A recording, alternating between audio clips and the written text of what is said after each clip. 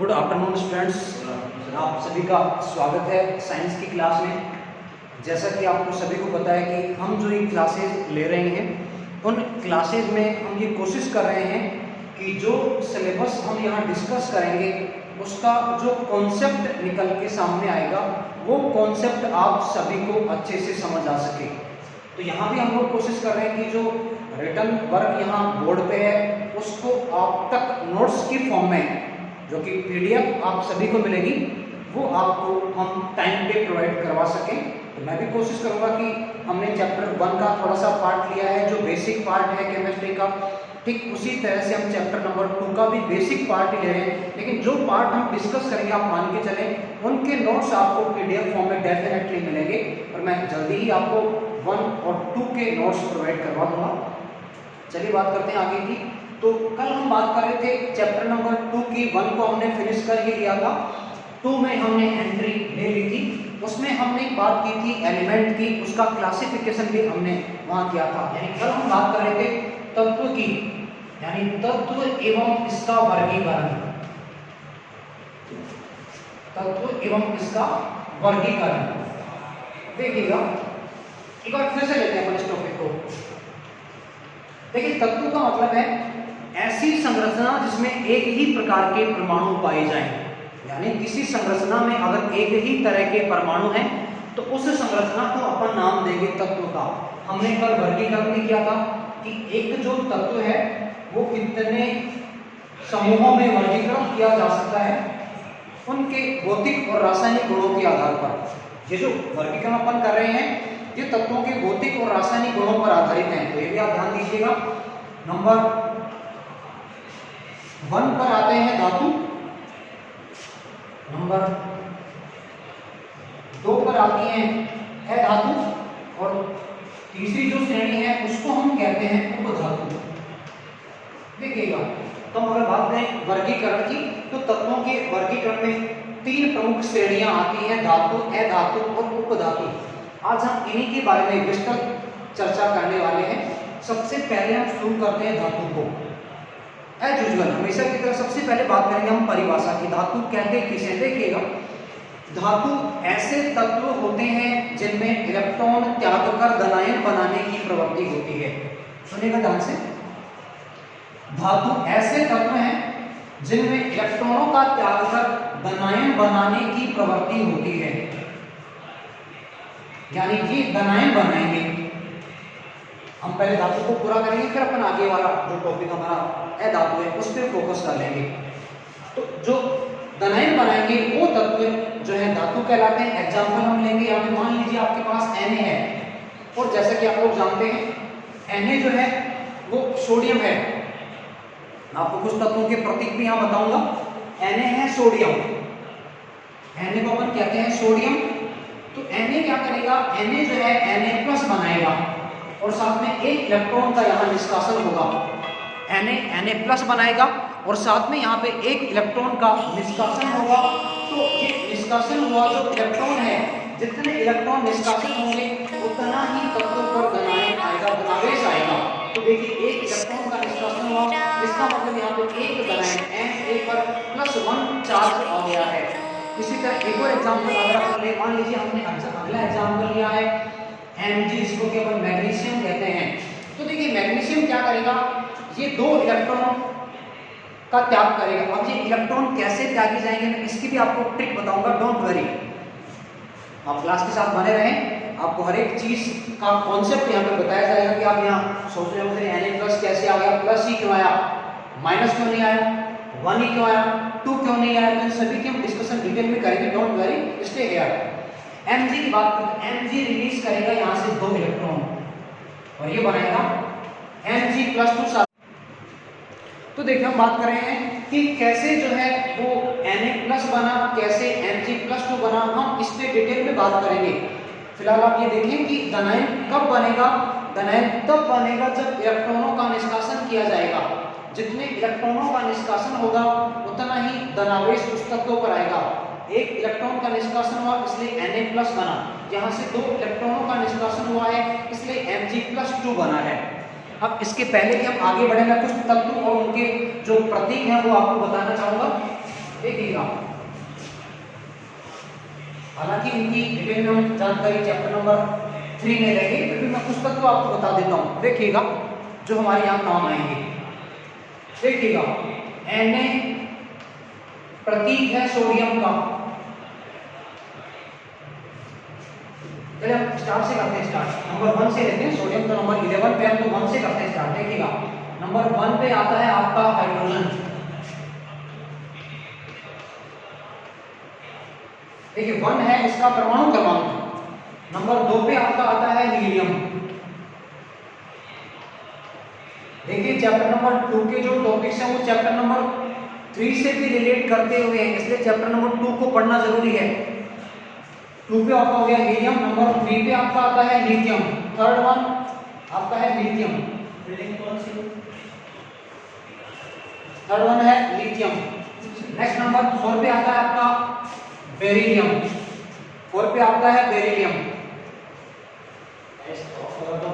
4 पे आपका है beryllium.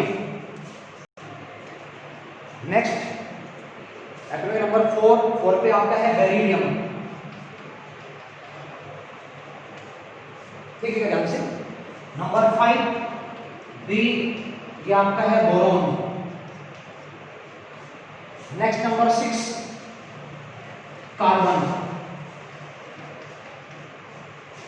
Next number 7 number nitrogen.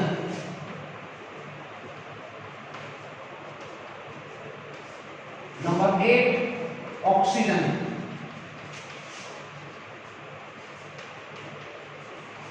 Number 8 oxygen. Number 9 chlorine. Number 10 पे जो आता है आपका एक अक्रिय गैस है और इसको हम कहते हैं नियोन। तो यहाँ पे आप देख पा रहे हैं जैसे कि 1 to 10 हमने कुछ एलिमेंट्स और उनके प्रतीक लिए हैं। ये जो 1 to 10 आप जो सीक्वेंस देख पा रहे हैं, ये सीक्वेंस एक्चुअली परमाणु क्रमांक है। और जैसा कि आप जानते होंगे छोटी क्लासेस में भी आपने ये स्टडी की होगी कि जो परमाणु क्रमांक होता है वो परमाणु क्रमांक एक्चुअली किसी एटम के न्यूक्लियस में जो नंबर ऑफ प्रोटॉन्स हैं उसके थ्रू डिसाइड होता है। एक सिंपल एग्जांपल अगर अपन लेके बात यहां करें, देखिएगा एक बार ध्यान से। ये एक एटम का न्यूक्लियस है और न्यूक्लियस की सराउंडिंग में आप लोग जानते हैं प्रेजेंट होते हैं सेल। ये आपका SH की डबल एल है, C की डबल एल नहीं है। सेल जिसको कि हम कहते हैं कोश। इन सेल्स में प्रेजेंट होते हैं इलेक्ट्रॉन्स, जबकि जो न्यूक्लियस है, जो सेंट्रल पार्ट है एटम का, वहां प्रेजेंट होते हैं प्रोटॉन्स और न्यूट्रॉन्स। तो आप ये जो प्रोटॉन देख पा रहे हैं, नंबर ऑफ प्रोटॉन्स जो होते हैं वो एटॉमिक नंबर को डिसाइड करते हैं। यानी किसी एटम में जितने प्रोटॉन्स हैं वो प्रोटॉन्स ही एटॉमिक नंबर को डिसाइड करते हैं। हम अगर बात करें कि क्या मतलब है एटॉमिक नंबर का, तो देखिएगा किसी एटम की जो आपकी पीरियोडिक टेबल है, उस पीरियोडिक टेबल में जो पोजीशन है उसी पोजीशन को हम कहते हैं परमाणु क्रमांक। यानी हाइड्रोजन नंबर 1 पे है तो हाइड्रोजन का परमाणु क्रमांक है 1, यानी इसमें प्रोटॉनों की संख्या भी होगी 1। ऑक्सीजन 8 नंबर पे है तो इसका परमाणु क्रमांक 8 है, इसका मतलब इसमें प्रोटॉनिक संख्या 8 है। तो वो डिसाइड होता है न्यूक्लियस में उपस्थित प्रोटॉनों की संख्या की वजह से। जितने प्रोटॉन होंगे उतना ही उस परमाणु का परमाणु क्रमांक होगा, यानी उस परमाणु की पीरियोडिक टेबल, हिंदी में कहते हैं अपन आवर्त सारणी में, वो पर्टिकुलर उसकी पोजीशन होगी जितने की उसमें प्रोटॉन। मान लीजिए 100 प्रोटॉन है तो उस परमाणु का परमाणु क्रमांक भी कितना होगा, 100 होगा। मान लीजिए 118, आपको पता होगा अब तक की हम बात करें, आज के दिन की हम बात करें तो आज तक कुल 118 एलिमेंट्स तब तो हमारी पीरियोडिक टेबल में डिस्कवर किए जा चुके हैं। तो 118 अगर प्रोटॉन है इसका मतलब एटॉमिक नंबर होगा 118। इसी तरह से हम देख पा रहे हैं जितने प्रोटॉन होंगे वो उस एटम का एटॉमिक नंबर बताएगा, यानी कि पीरियोडिक टेबल में उस एटम की पोजीशन को बताएगा। तो इस चीज को आप ध्यान में रखें। तो ये कुछ एलिमेंट्स थे और उनके प्रतीक आपके लिए बनाए गए हैं। अब थोड़ा सा काम आसान हो जाएगा आपके लिए कि किस तरह से हम धातु और अधातु को क्लासीफाई कर पाएंगे डिफरेंटली, कैसे कितने इलेक्ट्रॉन कोई एलिमेंट गेन कर पाएगा और कितने इलेक्ट्रॉन कोई एटम किस तरह से लूज कर पाएगा। देखिए वहां पर भी कंडीशंस काम करती हैं, कुछ ट्रिक्स हैं, वो ट्रिक्स मैं आपको बताऊंगा कि कौन इलेक्ट्रॉन को लूज करेगा तो कौन एलिमेंट इलेक्ट्रॉन को गेन करेगा, हम बात करेंगे ट्रिक्स के लिए। फिलहाल हम वापस अपना टॉपिक रीस्टार्ट करते हैं। धातु के साथ हम बने हुए थे, वापस से स्टार्ट कर रहे हैं अपन धातु को। तो हमने कहा कि ऐसे एलिमेंट ऐसे तत्व जो कि इलेक्ट्रॉनों को त्यागेंगे। क्यों त्यागेंगे? क्योंकि देखिएगा एक चीज चलती है केमिस्ट्री में, जो एलिमेंट्स होते हैं वो स्टेबिलिटी गेन करना चाहते हैं, स्टेबिलिटी जिसको हम कहते हैं स्थायित्व। अब ये बात आती है क्यों स्थायित्व ग्रहण करना चाहते हैं। सोडियम 11 नंबर पे है, वो क्यों स्टेबिलिटी गेन करिए, लूज और गेन करते ही क्यों है? तो देखिए इसके पीछे भी रीजन है। हमारी पीरियोडिक टेबल में एक कॉलम है, कॉलम क्या आपका ग्रुप नंबर है, वो ग्रुप नंबर है 18। अगर आप देखेंगे पीरियोडिक टेबल में तो ग्रुप नंबर 18 में एक सीक्वेंस चलती है एलिमेंट्स की, उसकी भी एक ट्रिक है। तो यहाँ ट्रिक आपके लिए, हरभजन ने अगरकर को 0 रन पे आउट किया तो देखिएगा आपको, देखिएगा हरभजन ने अगरकर को 0 रन पे आउट किया तो देखिए helium, neon, argon, krypton, xenon, radon. अब इनसे क्या क्या इनकी हेल्प से हम ये समझ पाएंगे कि कोई लूज करेगा कि गेन? यस, बिल्कुल समझ पाएंगे। देखिएगा इन एलिमेंट्स की खास बात है कि ये सभी स्थायी हैं। क्या मतलब क्या स्थायी का, मैं वही आपको बताना चाह रहा हूँ कि एक्चुअली स्थायित्व का मतलब है कि कोई एलिमेंट न तो लूज करेगा इलेक्ट्रॉन, न गेन करेगा, यानी वो स्टेबल बना रहेगा। इनके अलावा जितने भी एलिमेंट है वो भी इनके जैसा बनना चाहते हैं, तो वो या तो लूज करेंगे या गेन करेंगे और ऐसा करने के बाद इनके जैसा बन जाएंगे। और ऐसा हो जाएगा तो उनका भी स्थायित्व बन जाएगा और वो भी इनके जैसे हो जाएंगे, इसलिए वो या तो लूज करेंगे या गेन करेंगे। ये एक प्रवृत्ति होती है सभी धातुओं की, या तो लूज करेंगे, सभी धातु जो है वो एक ही प्रवृत्ति रखते हैं, इलेक्ट्रॉन लूज करेंगे यानी इलेक्ट्रॉनों का त्याग करेंगे। अब बात करते हैं कुछ विशिष्ट गुणों की। देखिएगा ध्यान से, कुछ गुण हैं धातुओं में और ये जो गुण है वो हमारी डे टू डे की लाइफ में भी हम देखते रहते हैं। जैसे कि पहला ही गुण यहाँ पे लें, आघात वदनीयता, मैलिबिलिटी।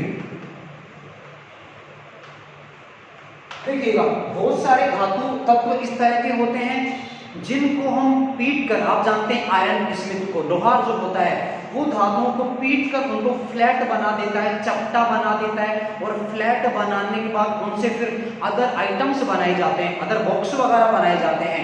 तो आघात वर्धनीय वो प्रवृत्ति है धातुओं की जिसमें धातुओं को पीट कर चपटा बना दिया जाता है, उससे फिर अन्य उत्पादों का निर्माण किया जाता है। और ये प्रवृत्ति आपको देखने को मिलेगी एल्यूमिनियम के अंदर भी है, एल्यूमिनियम Al आपका आयरन Fe के अंदर भी है। सबसे ज्यादा हम बात करें तो सिल्वर, आपका सिल्वर जिसको अपन चांदी कहते हैं, और गोल्ड आपका सोना, Au गोल्ड सोना और Ag आपकी जो सिल्वर है, इन सभी तत्वों में जो है आघात वर्धनीयता की प्रवृत्ति पाई जाती है जो कि हमारे लिए काफी यूजफुल है। अगली प्रवृत्ति, अगला गुण हम अगर देखें तो वो आपका अगला गुण आता है जिसको कहते हैं डक्टिलिटी। डक्टिलिटी कहते हैं। देखिए डक्टिलिटी में क्या होगा, एक जो तत्व है उस तत्व से हम तार बना सकते हैं। जैसे कि आप देखते हैं कॉपर के वायर बनाए जाते हैं, एल्यूमिनियम के भी वायर बनाए जाते हैं। जो बड़ी लाइन आप देखते हैं, बड़ी जो लाइन आती है वो 1000 kV किलोवाट की जो लाइन आती है वहां एल्यूमिनियम के वायर काम में क्यों ले जाते हैं काम में, इसका भी लॉजिक काम करता है यहाँ पे। एल्यूमिनियम के क्यों लिए साहब, कॉपर तो अपन घर में काम में, बाहर भी कॉपर लगा दो या घर में एल्यूमिनियम लगा दो, ये डिफरेंस जो है इसके पीछे भी रीजन काम करता है। देखिएगा थिकनेस जो होती है और जो लेंथ होती है उस पे प्रतिरोध निर्भर करता है। ये आप 10th क्लास में भी स्टडी करेंगे। फिलहाल आप टॉपिक को थोड़ा सा लिमिटेड रखें तो बेटर होगा, आपके लिए कॉन्सेप्ट आप समझ पाएंगे। तो जो डक्टिलिटी है, डक्टिलिटी जिसको कि हम कहते हैं, उस गुण से वायर बनाए जा सकते हैं, तार बनाए जा सकते हैं। डक्टिलिटी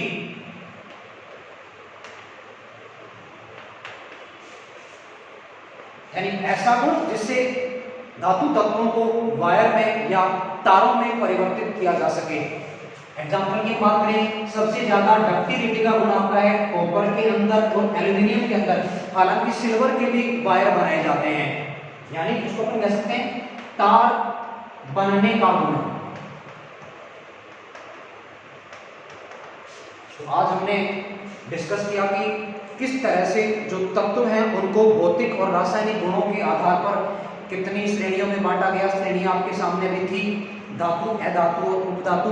फिर हमने बात करी है तत्वों के जो प्रतीक हैं, सिंबल्स हैं, किस तरह से प्रोटॉन का नंबर तत्व के परमाणु क्रमांक का निर्धारण करेगा।